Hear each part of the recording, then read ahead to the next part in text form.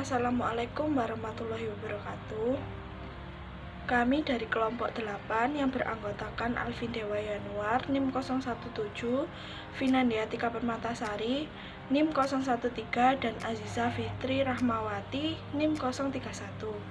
Dalam video kali ini, kami akan mempresentasikan hasil diskusi kami yang berjudul Membuat Perencanaan Usaha dan Analisis Keuangan. Pertama-tama kita harus mengerti apa itu perencanaan usaha. Perencanaan usaha adalah pembelajaran secara detail tentang aktivitas organisasi atau perusahaan dan target pada masa depan yang menggabungkan berbagai aktivitas dalam perusahaan untuk mencapai tujuan yang diinginkan.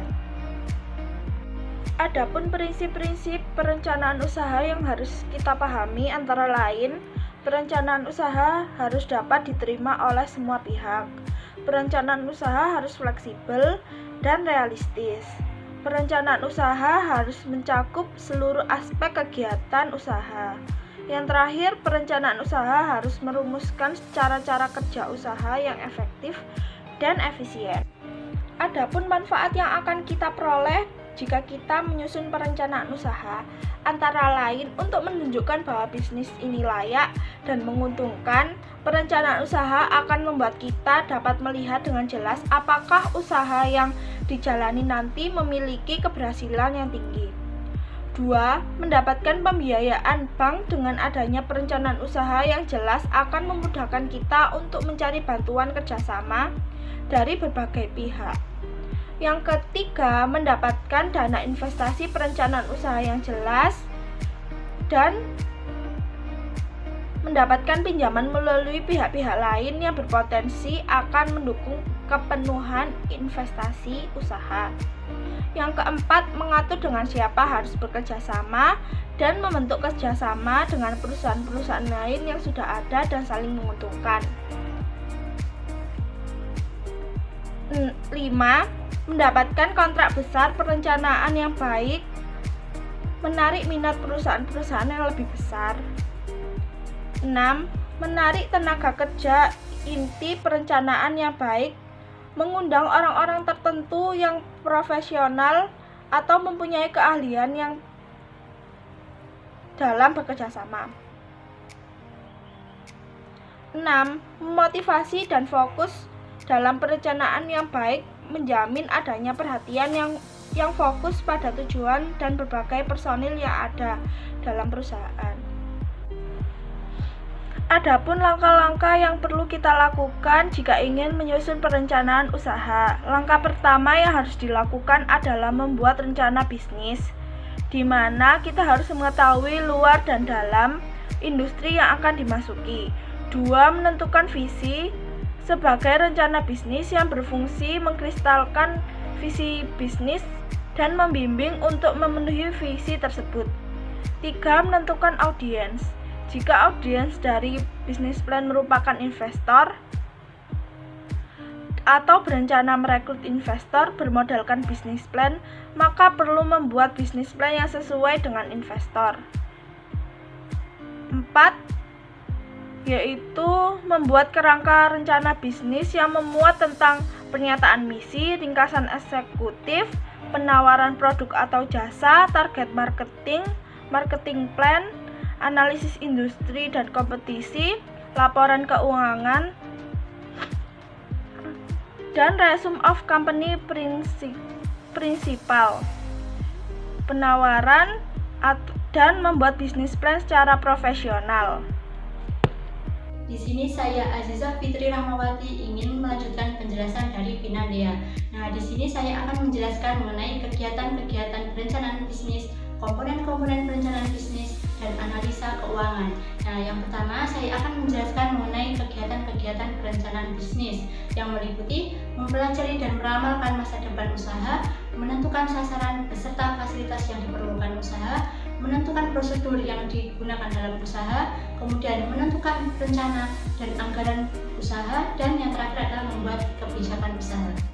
Kemudian saya akan menjelaskan mengenai komponen-komponen perencanaan bisnis, di mana komponen-komponen tersebut yang dianjurkan ada dalam perencanaan bisnis, yaitu ringkasan, kemudian deskripsi perusahaan, dan barang atau jasa yang diproduksi. Yang pertama ringkasan, di mana berisikan 1-2 halaman yang mencakup latar belakang proyek secara finansial.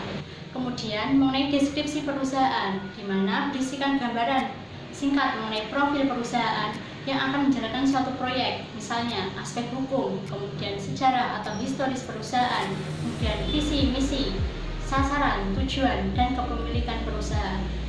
Dan yang terakhir, mengenai barang atau jasa yang diproduksi, di mana berisikan gambaran-gambaran barang atau jasa yang akan diproduksi atau dipasarkan. Dan yang terakhir, saya akan menjelaskan mengenai analisa keuangan, di mana analisa keuangan ini merupakan suatu proses yang penuh pertimbangan, yaitu untuk mengidentifikasi perubahan-perubahan pokok, jumlah, dan hubungan. Kemudian terdapat alasan-alasan mengenai perubahan, di mana alasan-alasan mengenai perubahan ini ketika perusahaan seringkali menandakan bahwa tanda peringatan awal terjadinya pergeseran menuju keberhasilan maupun kegagalan. Pengertian laporan keuangan. Apa sih laporan keuangan itu? Laporan keuangan adalah catatan informasi keuangan suatu perusahaan pada suatu periode akuntansi yang dapat digunakan untuk menggambarkan kinerja perusahaan. Laporan keuangan adalah bagian dari proses pelaporan keuangan. Kondisi keuangan suatu perusahaan akan dapat diketahui dari laporan keuangan perusahaan yang bersangkutan, yang terdiri dari neraca, laporan laba rugi, serta laporan keuangan lainnya. Oke, yang selanjutnya adalah bagian-bagian dari laporan keuangan. Nah, dalam bagian-bagian ini terdapat 6 jenis. Yang pertama yaitu neraca. Nah, neraca ini menyajikan aktiva pada sebelah kiri yang merupakan alokasi dari dana, kewajiban, dan ekuitas. Lalu pada sebelah kanan merupakan sumber dana perusahaan. Yang kedua yaitu laporan laba rugi atau income statement. Laporan yang mengikhtisarkan pendapatan dan pengeluaran perusahaan selama satu periode akuntansi. Yang ketiga yaitu adalah laporan laba ditahan. Nah, pada laporan laba ditahan ini menyajikan perubahan-perubahan pada pos-pos ekuitas untuk mengidentifikasi alasan perubahan klaim pemegang ekuitas atas aktivanya. Yang keempat yaitu ada laporan arus kas yang bertujuan untuk 1. Memberikan informasi mengenai penerimaan dan pembayaran kas perusahaan selama periode tertentu. Yang kedua yaitu memberikan informasi mengenai efek kas dari 3 kategori aktivitas, yaitu investasi, pendanaan, dan operasi. Nah, lalu untuk bagian yang selanjutnya yaitu adalah laporan harga pokok produksi yang menggambarkan berapa dan unsur apa yang diperhitungkan dalam harga pokok produksi suatu barang. Yang terakhir adalah laporan perubahan modal. Nah, pada laporan perubahan modal ini menjelaskan perubahan posisi modal baik saham dalam perseroan terbatas atau modal dalam perseroan. Oke, materi yang selanjutnya adalah tujuan laporan keuangan. Secara umum, tujuan laporan keuangan itu dibagi menjadi 3, yaitu tujuan umum, tujuan khusus, dan tujuan kuantitatif.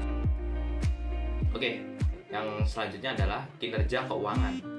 Kinerja keuangan pada dasarnya terdapat 2 perspektif utama, yaitu perspektif keuangan dan non-keuangan. Istilah kinerja sendiri ini telah banyak dikenal oleh masyarakat pelaku ekonomi. Kinerja keuangan merupakan prestasi atau performance yang dicapai oleh perusahaan. Sebagaimana yang terdapat dalam Kamus Besar Bahasa Indonesia, kinerja memiliki beberapa pengertian, yaitu sesuatu yang ingin dicapai, prestasi yang ingin dihasilkan, yang ketiga, kemampuan kinerja. Baiklah, sekian. Terima kasih. Itu adalah presentasi dari kelompok 8. Kurang lebihnya kami mohon maaf. Wassalamualaikum warahmatullahi wabarakatuh.